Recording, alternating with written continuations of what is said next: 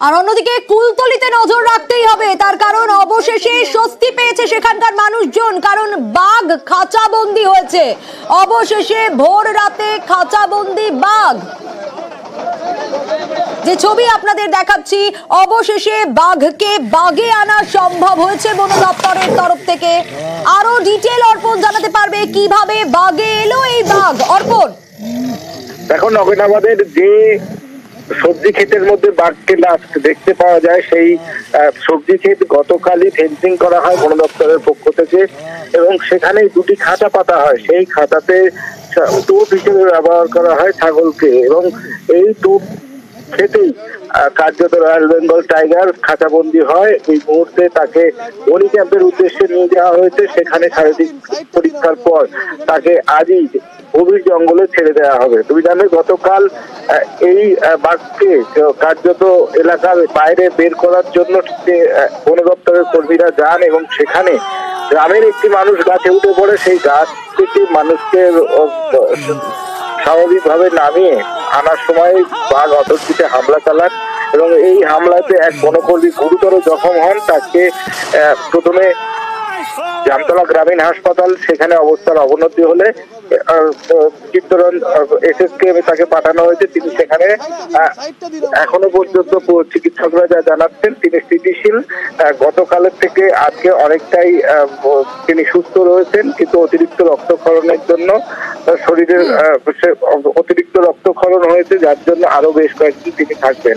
পাশাপাশি এই যে বাঘটি খাঁচাবন্দি করা হয়েছে, সেই বাঘ নিয়ে ইতিমধ্যেই চিকিৎসকের টিম এবং তার সঙ্গে বন আধিকারিকরা তারা রওনা দিয়েছেন বনি ক্যাম্পের উদ্দেশ্যে। বনি ক্যাম্পে সেখানে শারীরিক পরীক্ষার পর আজই তাকে ছেড়ে দেওয়া হবে গভীর জঙ্গলে। আর এই বাঘ খাঁচাবন্দি হওয়াতেই স্বস্তি ফিরেছে মইপিটের নগেনাবাদে।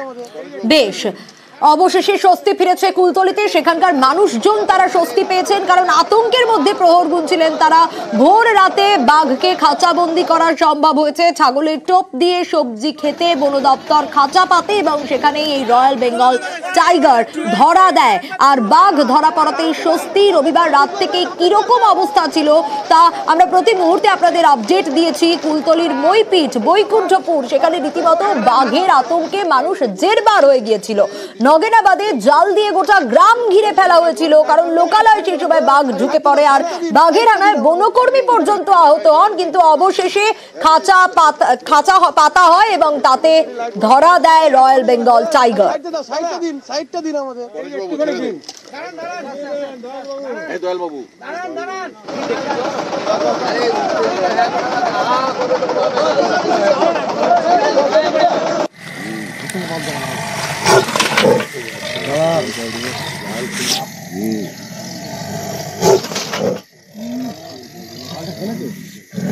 খুব বড় বাঘ, আমরা খুব ভয়ে ছিলাম, রাত্রে ঘুমাইনি।